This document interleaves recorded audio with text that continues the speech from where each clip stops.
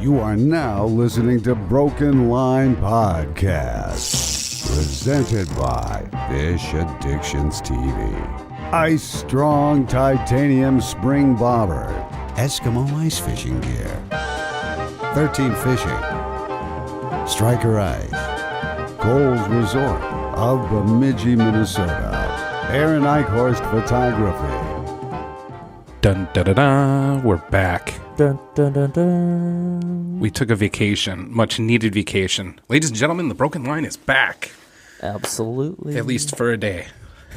Until some other monkey wrench gets thrown in somewhere. Well, it feels good to hear needed ourselves as well as being here. How many podcasts have we done? This is what, like 34, 35? Yeah, so we had the monitor was always low, so we really couldn't hear each other in the mics, so we would just hear each other in the room. But you could kind of hear. We just messed with some of the settings, and all of a sudden we can hear each other in our headphones. Really good. The look on your face is probably the same as mine. It was like feels one of good those videos, which always make me cry where the little deaf baby can hear for the first time. Oh, we had that like same look. Oh, I can hear him.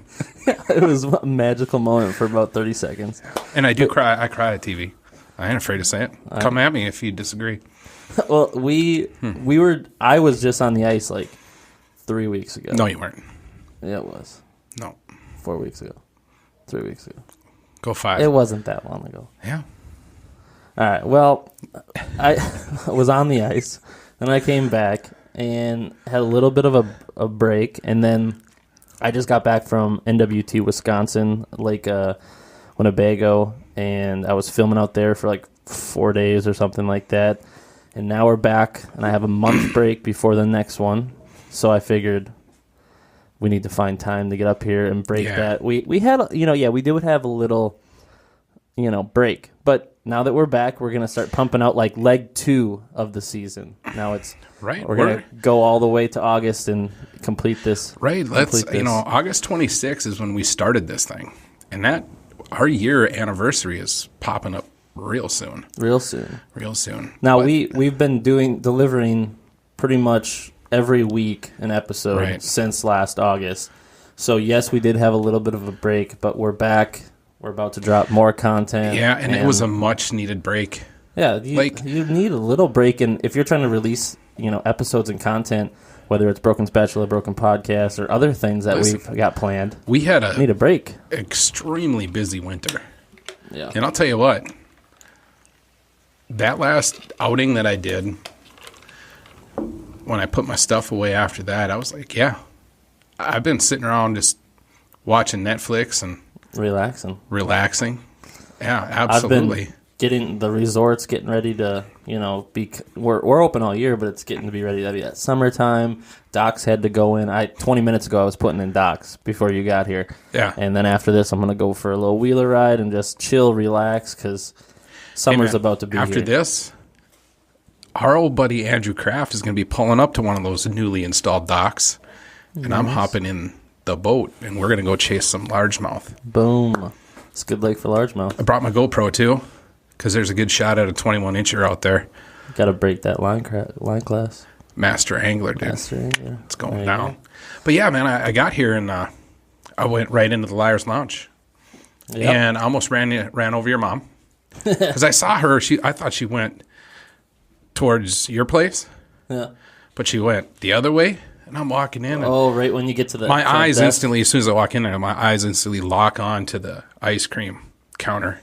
Yep. And she's like, hey. And I'm like, whoa. She's literally like an inch away from me. We just got our ice cream shipment 2 days ago. Yeah. And that is 5 different flavors. And you've had some ice cream. It's good ice cream. It is. We rock some good ice cream. And I just got beer shipment, wine shipment, more beer shipment, more wine shipment, because there's 4 or 5 distributors out there, and our food is already in, so we're gonna rock some more homemade pizzas. In that beer shipment, let me ask you a question. I got PBRs for you. But is it in bottles or pounders? Pounders. Oh yeah. Yeah. Cans. Did you know that they make a 32 ouncer, a 2-pounder? I've seen it. I don't know if it's illegal to sell in Minnesota, though. I'm not sure. But I was thinking of you. I got PBRs. that a boy. I got Grain Belt Northeast on tap. So I got you covered for those two deals, and I'm ready That's my boy right I'm there. ready. We're about That's my to boy. we're about to open up to the general public for our second year of running it, and homemade made to order pizzas, homemade deep fried pickles, homemade cheesy bread. I think I'm going to do homemade walleye wontons this year, and if you don't know what that is, that will be put on a broken spatula. Remember for what we sure. talked about last night? Maybe adding a broken spatula limited edition item on the menu. Yeah, That could be a possibility. yeah. So A broken- if you've seen it, Because I do the inside outside grilled cheese, right? which was on the broken spatula already, and I know you're in love with the I'm pig doing- crappie sandwich. I absolutely love that. Now we're doing some walleye stuff, so we're gonna see if we can't make it a special maybe one day, or Right. it's just gonna be a I already trial got the by name air. for it. I can see it on the menu. If you're doing walleye, like the walleye ham and cheese sandwich, the squealing rock lizard sandwich. Oh yeah, it's gonna sell. Right. They'll be scared they're running up the other side. But if you've seen, and we'll let you know if this happens, but if you've seen the broken spatula, we say, hey, at the Liars Lounge on the menu is a broken spatula special. Yeah, not only you'll know. you can come out because we still have we have a lot of cabins still for rent for the summer, so you can get a vacation and try a broken spatula item, maybe even meet us.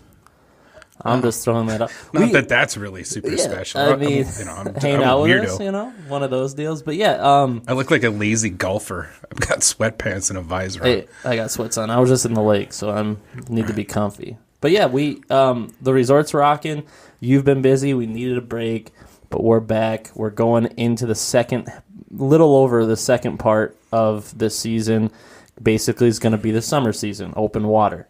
So Yep. we're going to have a bunch of talks on open water. We're going to be bringing more guests in. We actually have 4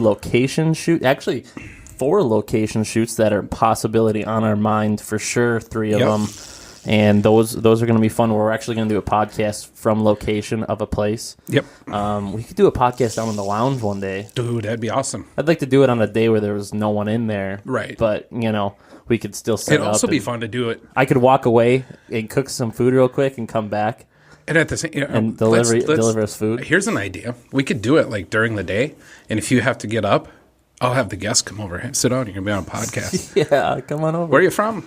There are lots of fishermen that come in the last week and a half that have already known about Fish Addictions TV. Dude, that's and they've already questioned. So You got a pretty nice they jump in. tracker sitting over there. The what? That walleye boat. Oh, the Nitro boat. Nitro. I think he said this was his first time he was putting it in. So, but he actually isn't fishing our lake. He's fishing nearby lake, which is awesome because within 30 miles there's 400 lakes. There's so many Right. different options here trying to that think. you can bounce around to different lakes. Well, But it's a he big could boat. Yeah, I was gonna say he could be going down to Cass. No, When he you was say- he was doing like Fox, but he didn't put his boat in for that. So he's here with 3 other boats, and they know someone here.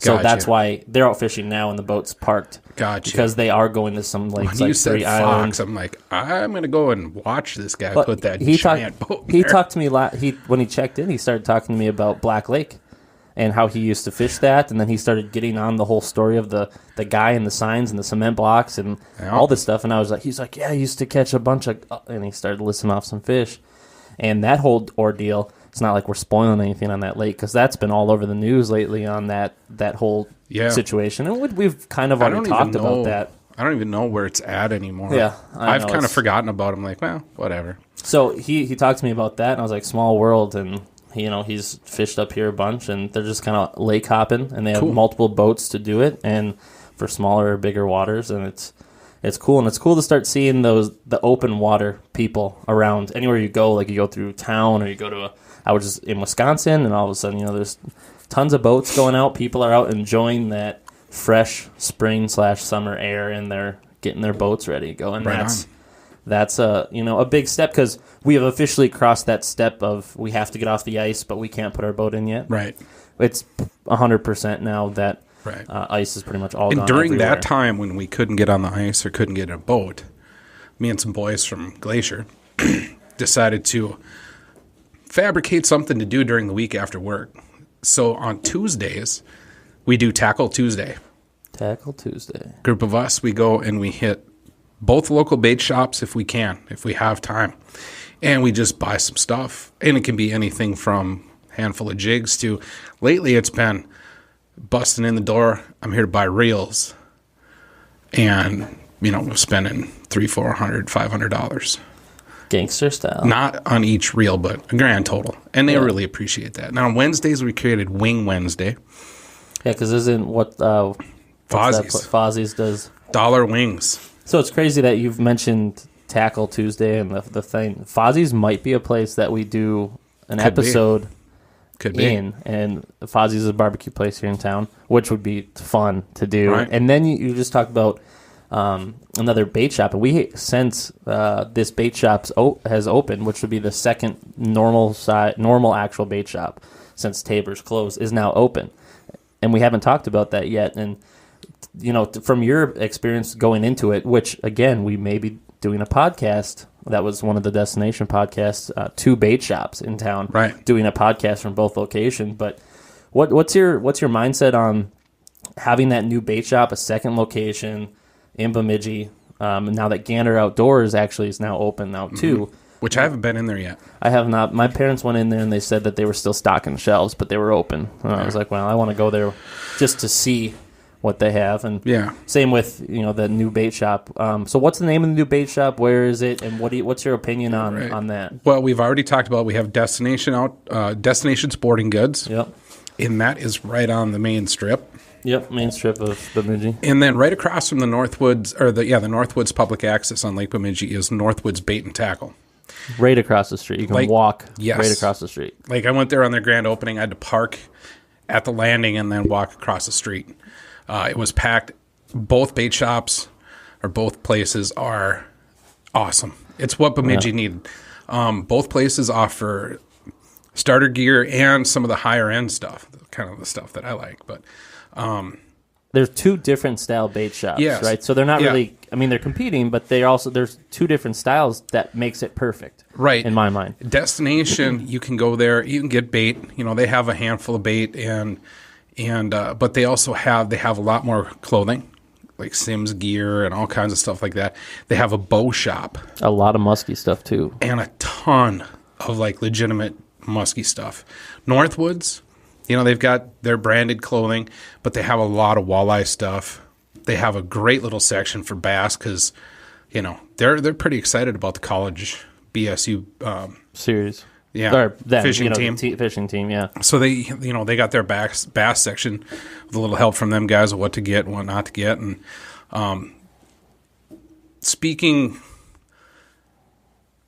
Northwoods has like probably the best selection of bait. They've got like big holding tanks and stuff in the back, so they kind of a Tabor's feel. Yes, very much old so. Tabor's bait feel. Destination also has bait, but that isn't isn't their main concentration. Yeah, they have other stuff that fills in for that. I'm not going to say lacking of bait, but they have bait. Everyone needs a couple. They have the basic baits, but then they also have stuff like bows and spearing. They have those big, huge nets, those musky nets, stuff that makes them a little bit different because they have a little bit different stuff, like the bow shop, and they have a huge musky selection. And it's good to have both of them in town, both of them at 2 different parts of town, a north and a central, and to be able to have it be 2 different styles, but yet the still best part about it is both members that own those, they're fishermen. Yeah, they are fishermen, and Eric's a hunter. He's a fisherman, but he's more of a hunter. So when you go to either one of these places, you're going to be getting good expert help. Yep. They know what's going on. It's not just a dude with a pile of money. It's like, I want to have a bait shop, and because I've been in a few where you're like, dude, none of this stuff makes sense at all. You just bought stuff to put on a peg. Well, everything at both places is on a peg for a reason because it works around here. Yep. And that's super good. Absolutely. And there's so many different options and so many different lakes through the gateway of the outdoors up here that makes it good to have a good selection. And of course, like I said, Gander Outdoors, I'm eventually go in and I'll have an opinion on it and I'll talk about it on here, but I have never been in one anywhere. I've seen a few throughout, my travels, but I haven't actually been in them yet, so it's interesting. I'd like to see what that's all about. Matter of fact, I went to both places today. I had no plan of this, but I ended up spending like $40 at each place on tackle. Might as well just get something else. I went up just to get some line for one, but I had to stop at the other. Matter of fact, I walked into Destination, and Aaron Templin said, I was just about to text you. You're late. Because I've been going down there every Saturday, just kind of loiter, talk about food and Random weird musky people. Absolutely. Yeah, very, very funny. But, he said he almost texted me like, hey, man, you're late. Ooh, sorry. But, I ended up just a couple of spontaneous purchases. That's good. I drove by there the other day, and they had Stitsworth brats cooking out there because they have. You can actually buy their brats in that bait shop. They sell them on. They have a little fridge cooler deal. Yep. Boom. So then, if you're going out and grilling on the boat or on the ice, I've never seen in a bait shop. A little bit of food, like real Stitsworth brats. That's awesome. Says they had the in June, which is coming up very, very soon here. There is the Knights of Columbus walleye tournament in town, which is like the premier. There's a tournament. There was a tournament going on today. Oh, in Bemidji? Yeah, Eagles. The Eagles tournament. Yeah. Yep. There's that Knights of Columbus is supposed to be like one of the premier charitable type things, and it's cool that they have it here in Bemidji, and they actually have one of the boats that they're giving away is at that shop right at Northwoods. Yep. Yeah, that's going to be a heck of a thing too. Good job on announcing that too, because I still want to call it Kraus Anderson, because it was the Kraus Anderson for so many years. I just did their commercials, so it's been on my mind for. I literally just finished it like yesterday to get it on the air. And working with Kev, over at Paul Bunyan, Kevin Jackson, and a couple of guys from Knights of Columbus, and just making sure that their commercials that they're going to start running here through Paul Bunyan broadcast and all that good stuff. It's good. Yeah. So, and that's cool because that's, we just had that bass tournament, and this is a tournament that happens every year as a walleye tournament in Bemidji. But, I just came back from the NWT National Walleye Tournament. I mean, that's some of the best fishermen in the walleye on stage at the Cabela's tournament there. Yeah. And for this one in Bemidji to be on an awesome fishery, but it's not going to be loaded with pros, which is cool to me because anyone that lives in the area or within a drive that wants to do it can come out and do it. I think it's like $12,000 in winnings and all this good stuff, and they have the weigh-in on the lake, and they have the kids' activities and the food and all that good stuff. And it's cool to be able to see a tournament that you don't have to be a pro in, and you don't have to be a pro in any of them really, but to be able to feel like you're not competing against some people that are just going to cream you. That's what they do for a living. That's what they do for a living. Yeah. So that's cool to be able to. I will have to look at the NWT schedule and see if they're having a tournament on the Cass Lake chain. They're not. They're not. No. Saginaw Bay is June. Michigan, Lake Huron. Dreading that. That's a far place. 16 hours from here in driving, but I'm going to be flying. I'm not driving. Probably Lake of the Woods. And then Devil's Lake is in July, and then the championship is Lake of the Woods. Okay. So a lot up here by us, just not, be worth maybe you coming up, Right. I've watched, I grew up wanting to be a professional bass angler. So that's why I'm fired up after this. I'm out. I'm going bass fishing. I'm super pumped. Yeah, I love bass fishing. But, watching the walleye stuff, I'm used to watching these guys just slinging disco, just firing jigs and flipping and pitching. And then when you get hooked, a lot of times you see these guys that got their hands in their pockets because they're trolling. Yeah. It's like, just doesn't feel or look like a tournament. Like you're casting hard, yeah. So it's a little different. I just watched the other day the just took me a long time to watch it eventually, but I just found it on YouTube for some reason. The Bemidji College Bassmaster Series, the one that they filmed. And it was about 45 minutes long, and then they had the second lake that was, an hour away or whatever, that they had the it was the singles. Pokegama, wasn't it? No, it's a weird name, I think. Out by Deer River. Yeah, it's Pokegama. I don't know if it might be. I didn't recognize the name.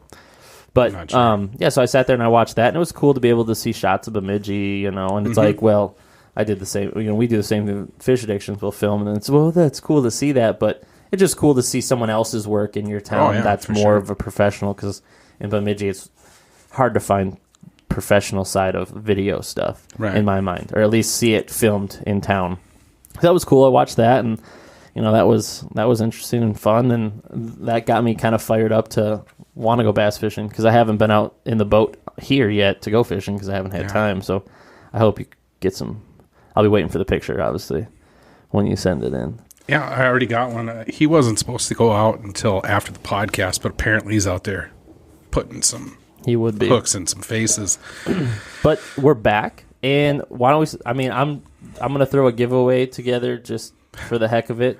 This is a good one. It's just hope that people they contact us for it. Yeah, but please. I'm gonna give a 13 hat Eskimo beanie.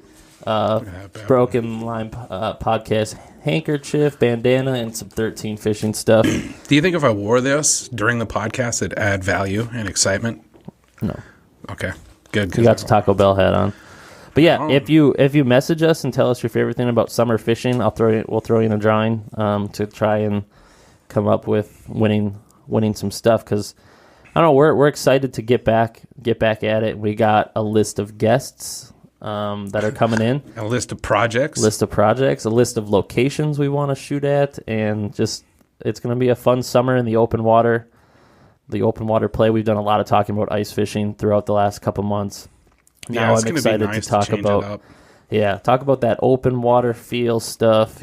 Fishing out of a boat, mushroom hunting, trapping, the whole works. Grouse hunting. That stuff where you can enjoy the outdoors without being brittle and cold. And we're going to have fun chatting about different items. For sure, man. Items on that list. But living in the moment right now, like after bass fishing, if it's not too late, I'm going to see Deadpool 2. I can't wait. I'm going to pull the card and go by myself. No, I said I'd go with you. You can't pick a 9:00 at night deal. Why? Oliver will be asleep at 8:30. 8. 5. I'm hoping 8. 8? Yeah, 9:15. We can do it. That's what? I'm in bed at 9. Ninja, come on, man. Well, we'll talk about it after about figuring it out. Right. Because I do want to see it. I obviously like the first one. You want to hand me that Gerber card back? Because I want to talk about that. Because I've actually been using it. Oh, yeah, because last podcast we talked about. Podcast, I got a hold of the Gerber line driver. And again, these guys aren't a sponsor or nothing like that. But I've been using it. And I'm here to report in that I don't know what I'd do without this tool. It's phenomenal. It really does what it says it does. And it's good. Like I was cutting braid with the scissor end of it. Worked flawlessly. Like it was monofilament. Yes. This is worth the, I don't know, $35 or $40 that it was. And I'm probably going to get, they got a whole we line talked of about. stuff, Yeah, I'm going to look at some other stuff too, but I just thought I'd give people an update on this Gerber line driver. What has been your favorite situation really to use it so far? Or is it just a little bit of everything? Yeah. No, you know what it is? Busted paint out of the jig head eyelets. Oh, yeah.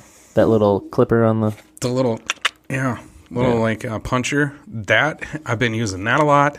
And the scissors for sure. Awesome. It works great. I think that's the cool thing about the fishing industry and the hunting industry is that they need to come up with more tools that not only make whatever you're doing more easily, flawless, stupid proof, and have it be multi-use. And durable. And yeah, durable. So if you have something like that can be used in 5-6 different ways, it's small, it's compact, it's durable, and you can use it in multiple kind of locations. I use the split shot crimper too, and that is awesome. That is. So you don't bite it with your teeth? I used to. Yeah, same. I used to mash them down with my molar. It's like can they come out I'm with a tool surprised they that even does have this? any teeth left. I've never had braces or anything, and I always get people like, "Oh man, you got perfect teeth." I do, but what they've been through, I don't know. They're not from this world. There's some, Well, I've been chewing snuff for 30 years, and they're still they're looking fine. I do have one little chip from biting monofilament, Good. but I can and I just still feel do it in my mouth. Yeah, I bite like I still today. do it too. Yeah. I did the old blood knot deal to join my backing with my new braid, and I just 17-pound mono. Just be Done. Be good with Old it. habit, yeah. But yeah, I got a bunch of new rods. And there's a bunch more I need to get. So I'm excited. I don't have my boat here yet, though. I was just gonna ask you, since you've put away your stuff Yeah, and you haven't got the old boat I was out. going to bring it back, but I was having some issues with the Jeep. Those seem to be cleared up. And I thought, well, I'll come back over. And then I was going to actually entice you because I've always wanted to bring you to Side Lake. I was like, hey, why don't we road trip over there? And then just a day trip. We'll grab the boat and pull her back because I'm going to keep it at Andrew Crafts and at his place. Might as well. With a permission, if he wants to use it, he can. That's totally cool. Just don't, burn it to the ground or anything. Burn it to the ground. That But the other reason that it's still over there is I still have to get the oil changed and the lower unit lube changed and all that stuff, and I have it done over at Dwayne's Marine in Virginia. It's like $70 cheaper over there. And the guy does a really good job. He's been doing it since I got the boat, and he's super fast. I'll bring it to him like on a Friday night or Friday afternoon. He'll have it done in like 2 hours. nice. Yeah, I don't have to wait in line. It's pretty cool. That's the way to do it right there. Right. So yeah, we kind of going back to that whole destination and the NWT. So the event number 1 for NWT just finished, and Aaron Templin was actually one of the people in the tournament, and so he's going to do the whole series, and he is like the manager at destination. So Right. I'm sitting there, we got everyone's in the stands, and they're registering for the event the day before, and I'm sitting there and I'm talking to a couple of the other tournament anglers that I know from AIM when I used to film with for that, and I look over and I just see this really tall, standing up, beefy guy. Big dude. Yeah, big dude. Just looks pissed. Just in general, he just looks pissed. I don't know why he was looking pissed, but he was. Right. And he looks over at me, and we just give a head shake, and then he comes over, and I start talking to him because I'm filming other anglers for extra.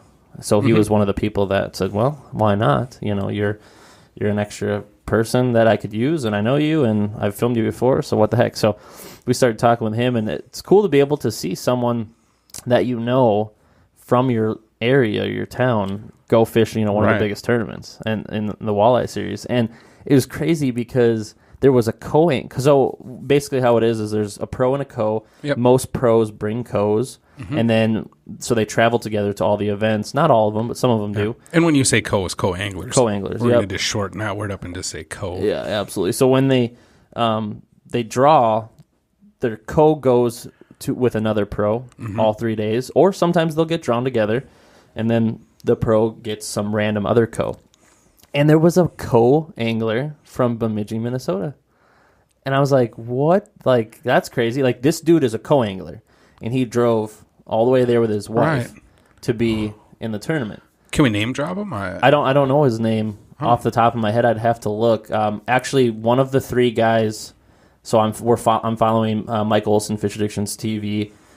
Drake Hurd, he owns a bait company. Robert Cardenas. And then Robert Cardenas. And so I'm following those 3 pros and then 3 co's. One of the co's is Drake's dad, and then the other one's just another guy. And then the other one is Brett McComas from Target Walleye. So it's kind of a fun 6 people Right, we're yeah. following throughout the whole thing. And Drake got him the first day. He got this guy from Bemidji. And it's crazy because this guy actually has seizures when he gets excited. Ooh. And this guy is, like I said, from Bemidji. He is writing a book on all of the tournaments he's co-anglered and all the adventures he's taken. No kidding. And he's going to be doing I think he's doing all 4 of the events, and it's crazy. Just, I mean, the story that this guy's going to have from fishing coves with different pros for all the years that he's been doing. I think it's like 10 years, maybe. I don't exactly remember what he said. We need to figure this guy out because he could be sitting in a hot chair. Yeah, he sounds like he'd be really interesting to talk to. I'd have to find out who Drake did the first day, but we could just look that up. Yeah, you should be able just to look it up on the NWD who's leading website and stuff. Yeah, so Corey Sprengel ended up winning it, and he was like 30 years old, just a young guy, and this is, I think, his fourth tournament win. Nice. Or 4th NWT, I don't remember what it was, but yeah, it was we did 2 days. We were pre-fished for 6-7 days, and then the tournament was 2 days long. The first day was gorgeous. The second day was raining. Not so gorgeous. 4 to 5 foot waves, raining. It actually sleeted in the morning. There was actually ice and snow coming down, so it was crazy. Classic. But yeah, so that we're heading to Saginaw Bay next month, and then Devil's Lake, and then Championship Lake of the Woods. I'd like to see and hear from people on tournament fishing, and we're actually hopefully, depending on when schedules mix, we should have already done it by now, but we're gonna bring in some of the guys from like Hang Loose Outdoors and their guides, and Durham, he's a guide, and so I would love to hear what guides have to say, and tournament fishermen, right? And what tournament fishers, because Hang Loose Outdoors also tournament fishes as well as guides, and it's cool. I'd like to hear what the average consumer thinks, the average viewer, the average person out there that watches fishing or reads fishing or does fishing, because we're filming 3-4 episodes of this tournament, and we're following from behind the scenes of when what happens. Most of the people that show up for watching as a person in the city, they just see the weigh-in, but they don't see the fishing. They don't see the pre-fishing. They don't see if you're sleeping in a camper or in a hotel, or what you're eating, what you're doing, what's your pregame like before or late at night. Right. So we're filming all that. We're filming the behind the scenes, the preseason, or the pre-fishing, just the craziness that goes along, as well as part of the weigh-in. And I would like to know what people's idea of tournament fishing is, because for you with bass fishing, right, you sit down, the Jack Links comes up, tournament fishing or tournament, and you're sitting there watching it, and you literally just watch like them in the boat from start to finish and catching the fish, right? But wouldn't you like to know, like, maybe some other, like, that's what I'm trying to get at, is I'd like to know what the average person thinks about tournament fishing, because you don't have much to think about it. Well, being through our buddy Aaron Templin, he was the one telling me about the FLW YouTube channel, the Forest Wood League or whatever. It's a professional bass circuit, whatever. But they have a series like that on YouTube where they follow one angler throughout the whole series, every day throughout the entire season.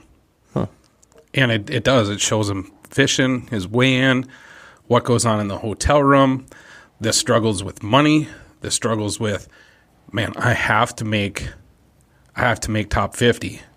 I need that $10,000 check because I got bills. It's really, really cool. It's a really, really cool series. But the tournament, I like watching Major League Fishing, and I think that their format is the future of tournament angling. And get it, weigh it, mark it, record it, release it. If you've never watched that, you basically have a pro in a boat, and this just happens to be a bass circuit. He's fishing, but there's a judge, and he literally has a black and white striped shirt on. And he's got an iPad, and he has a scale. Guy catches a fish, hands it to the judge. Judge weighs it, gives the fish back to the pro. He releases it. The judge then enters that weight right now on the iPad. And it's on Wi-Fi, and it's on Wi-Fi. So with the whole bringing bags in, got these fish in a bag, they're putting them on a scale, and then they go into a couple of different tanks to revive and get their stress levels down and make sure they're good. And then after the tournament, they go out on this giant pontoon boat and they release them. Yep. Well, here these fish are released on the spot from where they came from. And I just think that's going to be the future of tournaments, whether it's bass or walleyes, crappies, that type of stuff. Yeah, you start to break apart the fact that people might not come to weigh in because there's no fish to see instead of photos and that's stuff like that. the biggest hang up. Because like you watch the Bassmaster Classic, they're driving into stadium and they're holding up their fish and and it's this crazy. This NWT was the same thing. The weigh in, you pull your boat up. They have you go out 30 boats at a time in 4 different blocks so they can move people in a timely manner, and then you take them from your boat or the lake to your live well to a bag. That bag goes up into a holding tank, and then you just keep moving, 4 holding tanks up until you're on stage. Then they dump the water out, then they re-put the fish back in, bring it on stage, sits there for about 4 seconds, then they pull it, put it back on water, and then put it on a pontoon and release it. They try to keep it out of the water very, very well. Yeah. I mean, there is stress and all that good stuff that goes along with it, but in a normal situation, if you caught a fish and you took it out and you wanted to hold it for a picture and all this stuff, you're being out of the water about less than the average person would take that picture out on the lake.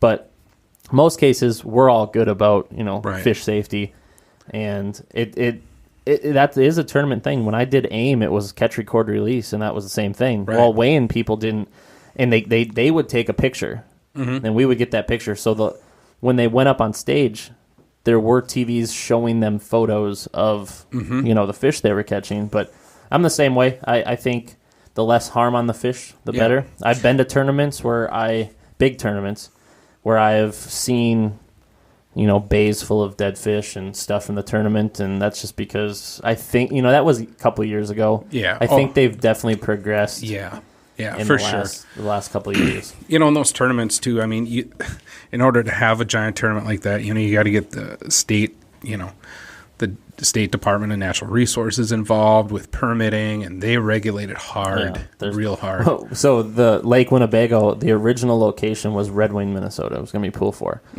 And it got moved because of flooding. Well, it got moved like 9 days before the event in Lake Winnebago.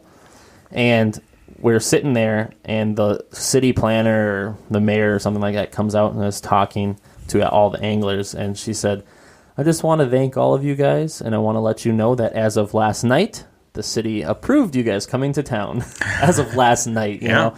The tournament was the next day, and they've been pre-fishing for 7 days. So it's crazy. It's not just hey, we're going to have a tournament. No, there's a lot of planning and permits, and I can't remember what some of those permits cost, but they're thousands of dollars. Yeah. It's crazy. I mean, you bring a lot of income into the city, too, which is a good thing. Sure.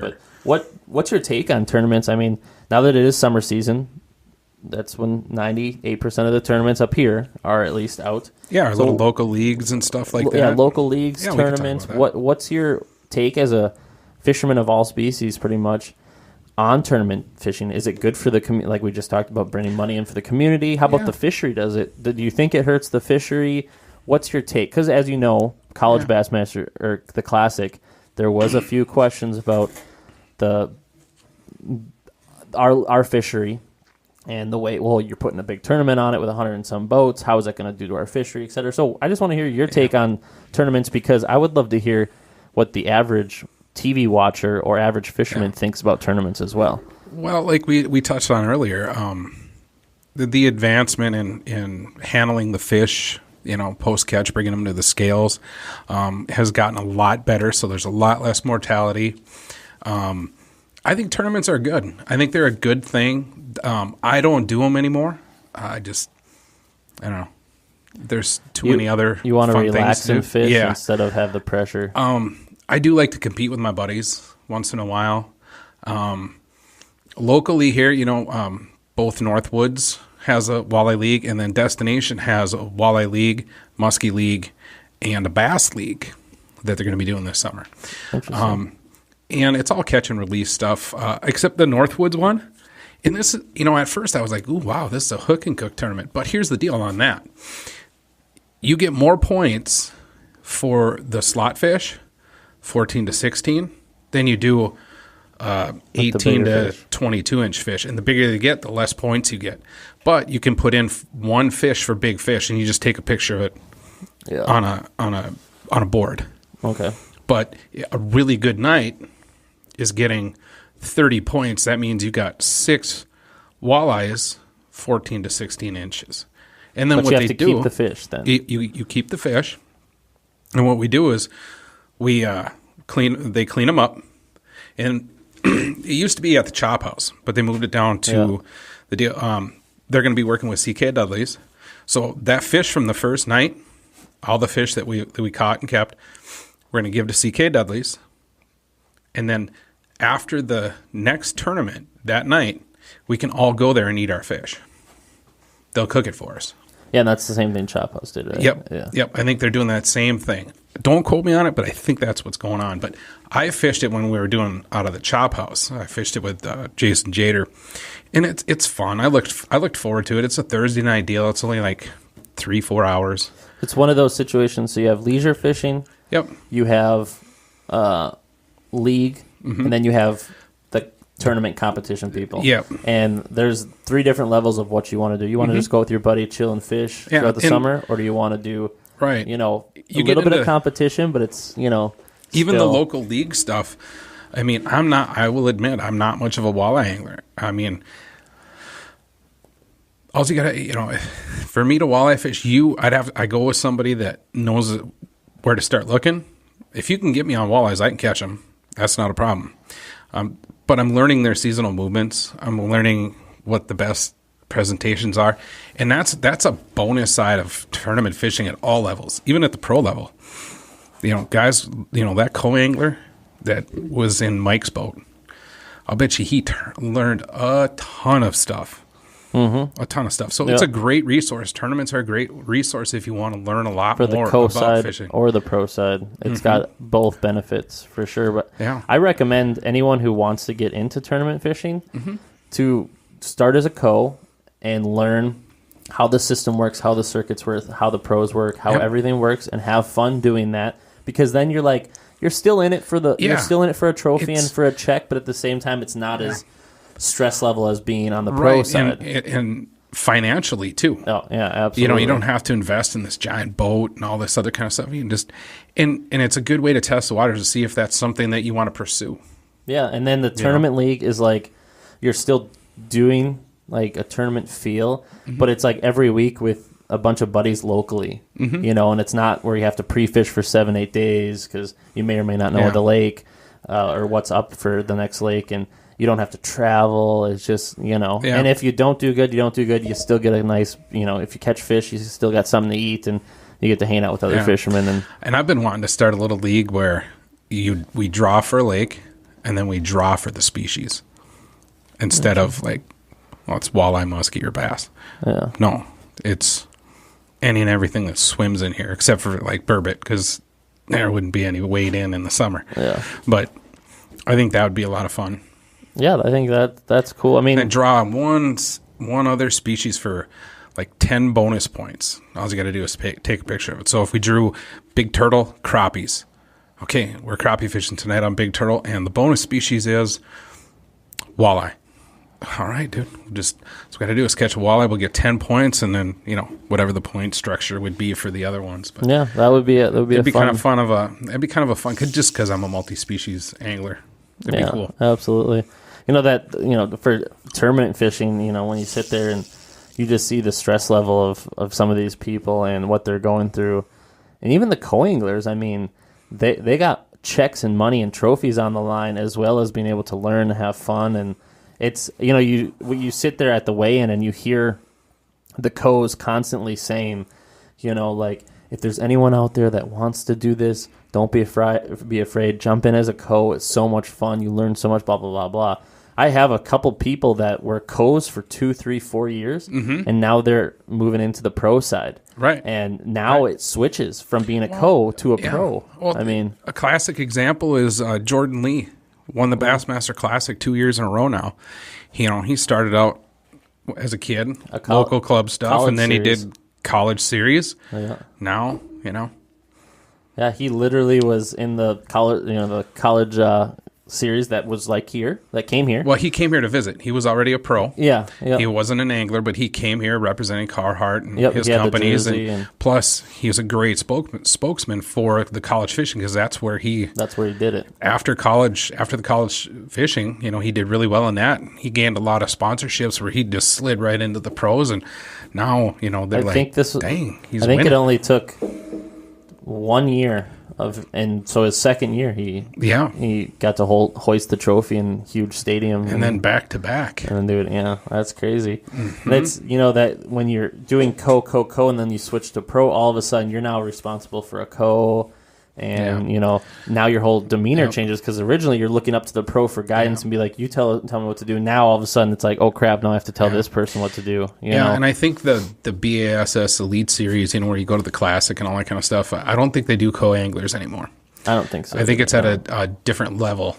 Yeah, I think that's just once it's there, it's all singles. Right. That's why in the College Bassmaster Series they win as a team, and then those top 4 teams break up and they all go individually against each other. Why hasn't BASS came out with an all-star tournament where you do have 2 anglers, but they're both pros? You could break it up, be like, all right, representing the Midwest and North, or so and so, the Southeast, Southwest, Northwest. You just have an all-star tournament, kind of like a football. Almost like a football. They have the all-star where they all random teams, and then they would have to work together as a team. Usually they'd be competing, but then they have to work together as a team. That would anybody cool who deal. heads up BASS, there's an idea. All-star. That would be phenomenal. Yeah, that would be fun to watch. Like a weekend all-star tournament. That would be fun to watch. Jordan Lee and Kevin Van Dam in the same boat, working together or something. Yeah. That'd be intense. We're giving away our secrets. God. That would be a good idea. That's just a great idea. I know. I wish we could just do it. Yeah. That would be a fun deal for Maybe sure. Dave Mercer's listening. Yeah. Dave. Come we got on an now. idea. We got an idea. Brilliant minds here. But yeah, I think that's, it was also weird that, I talked to Robert Cardenas. I was like, so what's going through your head having a co-angler in your boat? And he says, honestly, because this is Mike's first major league tournament. This is Drake's second. And then Robert's done like 5 to 7 years, I think 7 years. Yeah. And Robert says, the best way to do it is you're not in control of that co-angler. You do you, and you fish that tournament almost like he's not there, but also slowly letting him in to do it, because you can't control and figure out and have that on your mind the day you're out there. You have to just put everything into. Right. Another crazy thing, I'm sitting there at Lake Winnebago. So, when Oliver was born, he was airlifted to Minneapolis. One of our nurses that was down there, when I was talking about filming the show and tournaments and that stuff, she's like, oh, my dad does co-angling for these tournaments. He goes around and travels and all this stuff. I'm sitting in Wisconsin, I'm taking pictures of people. She's like, my dad's there. My dad's a co-angler, And I was like, that's awesome. She's cool. like, I told him what you look like and who you are, so he's going to try and find you. And I'm thinking, like, small world, like, this girl's dad. Look for the dude in Crocs and sweatpants with a camera. Yeah, that's what it was.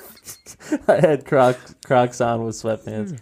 Boom. Actually, I had my rain gear on the one day, but I heard his name over the thing, so I quickly snapped a picture and I sent it to her that day. I was like, "Hey, is this your dad?" And she's like, "Oh my God, that's my dad." Like, small world, because Wisconsin, he's a co-angler. I'm filming the tournament, right? And she helped work on Oliver. It's just crazy, but yeah, tournament fishing.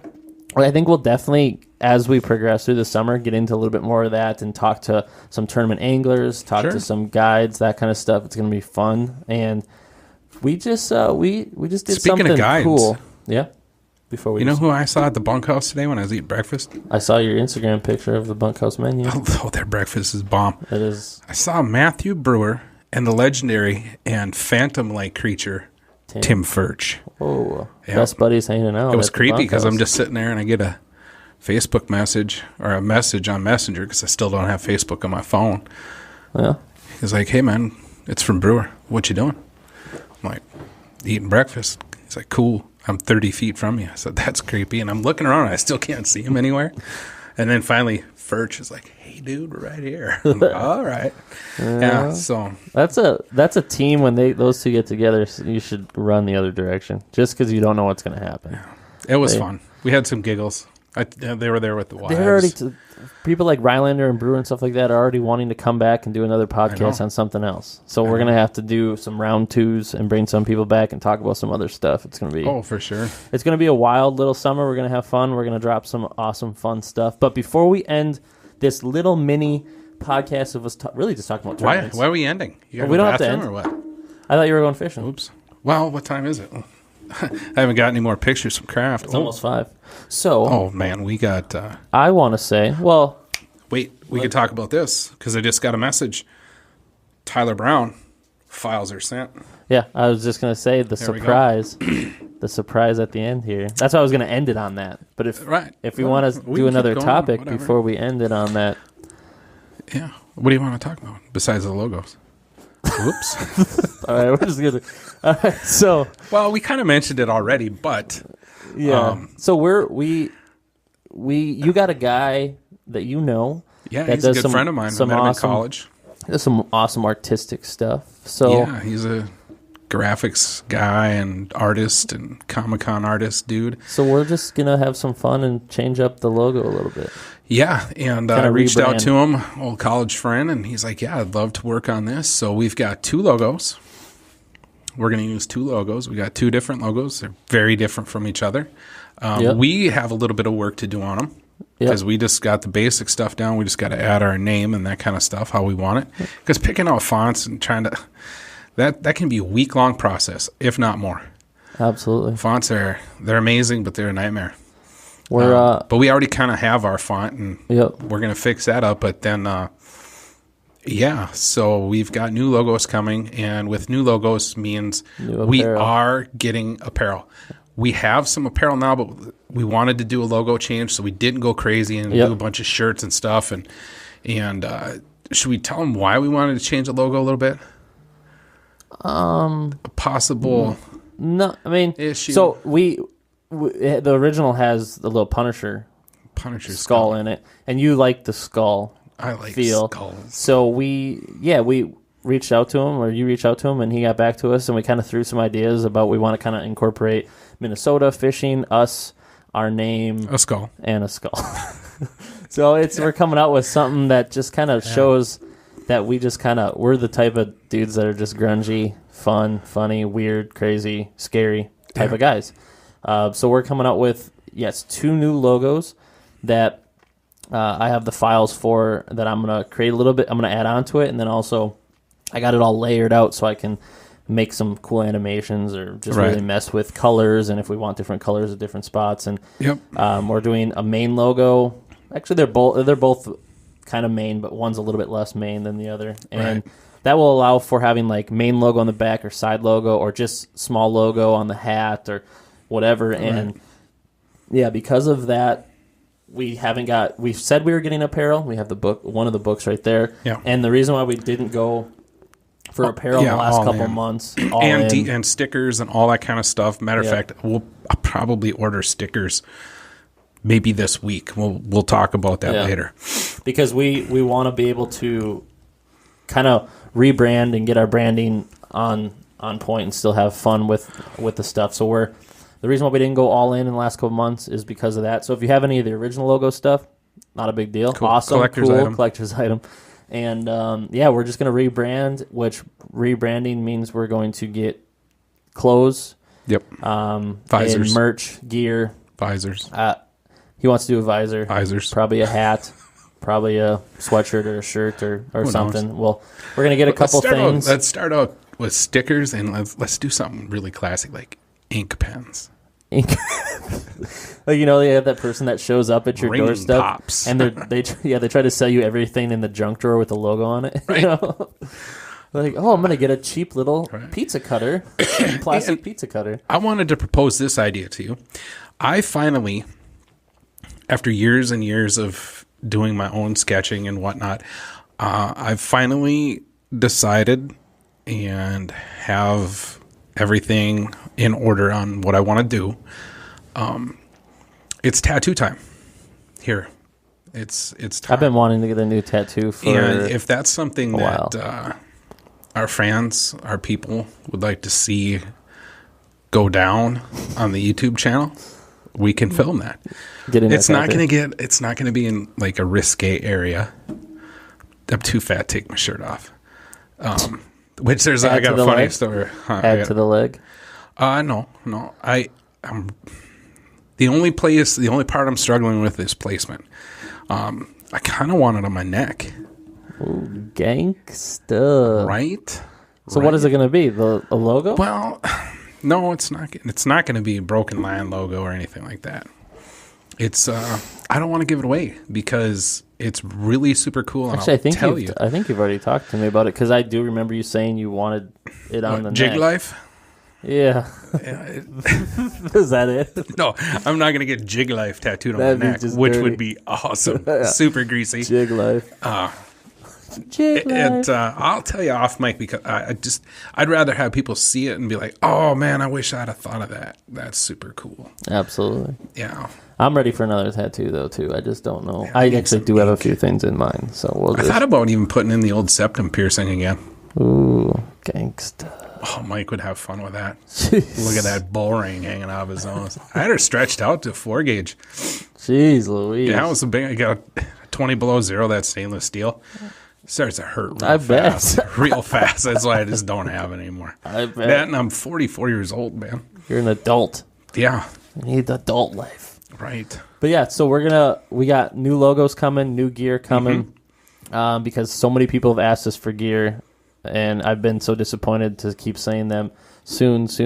Now we're redoing it, we're rebranding, we're gonna get a bunch of awesome stuff, merch for you guys to represent because we love all the fans that are out there, and we love that they stick with us, and we are just gonna continue to drop a lot of new fun stuff in the next couple months. We're done from our break. We're back. It's time to go open water. It's time to adventure out into the wilderness and the open fresh air in the water and just get some good content. As you can see, I'm like ready to go. You're ready to bounce on the thing. But yeah, this shield. a little fun welcome back type podcast where like I said, we're going to have some awesome guests coming up here soon, some awesome locations, Broken Spatula stuff we got some fun ideas for. But I think it's time for the spatula. A little fishing action. Yeah, I'm ready to go cast. Hold on one sec before we stop this stuff. Let me see if I can get him on the old blower here real quick. The old blower. Bat phone. The old telephone. I'm just going to go ahead and text him. The last podcast we did, no, I was thinking of something else. I don't know why. I hate to say this, man, but this was I don't remember the last podcast. Yeah, I was sober. That's why it's good for us to get back out and knock out another one for sure. But we appreciate, like I said, I think last time we did talk about how many views some of our stuff was getting, which was awesome. Yeah, thank you so much. We're doing some more YouTube changes, and a lot of podcasts have blown up, are starting to be more popular around. Yeah, can I comment on that real quick? Yeah. I've been running across a lot of podcasts that are only on YouTube. That's not a podcast. It's a YouTube show. I just want to, not to be a jerk, but it kind of bothers me. Because you're a podcast fan. Well, and it's just it's like, I have a TV show, but it's only on the radio. That doesn't make sense. You see what I'm saying? It's not a TV show, yeah. So it's now either we videotape it just as a bonus extra fun. Right, but so that is we're recording a podcast, so we can call it a podcast. I'm not trying to be technical, but it just bugs me like, I do a podcast. It's only on YouTube. Oh, well, then it's a YouTube show with microphones in your face. Yeah. I absolutely get it. And there's a lot that's been popping up. But keep recently. doing them. Don't stop. Just keep doing them. I really enjoy them. Yeah, I'm picking on the Guggen Squad a little bit on that one. Sorry, boys. There's actually, I can probably list off five I like to watch that are saying they're a podcast, but they really only do video. Right. And they do some of them do a little audio, but yeah, I'm super pumped to be back at this. We're gonna have awesome stuff, more giveaways. And I'm just smoking winter hat. I'm just pumped up right to at the beginning of summer. Get out there. I know, right? Giving away. Get prepared for Whoever next wins this hat, I want to see a picture of you in like mid-July wearing this thing and just in the sweat rolling down your face in the lake or something. Be awesome. Be so cool. But yeah, SoundCloud, YouTube, Broken Spatula. There's a couple episodes of Broken Spatula out there. A couple more. We're releasing more as we go here. SoundCloud, YouTube, Facebook, the whole works. And I think we're good. I mean, let's get another one done in a couple days and keep going and keep giving them content, because when you come off a lull, you just want to, produce stuff. Dude, I got my energy back after being in here. Like, if you're not busy tomorrow, we need to finish building the rest of this. We could talk about Deadpool 2 and all kinds of other fiction stuff. You know what I'm saying? You know what I'm saying? Saw, dude. I'm so hooked on that. Saw, dude. Well, perfect. Well, perfect. Well, I'm Aaron. I'm Patrick. And this is The Broken Line. Saw, dude.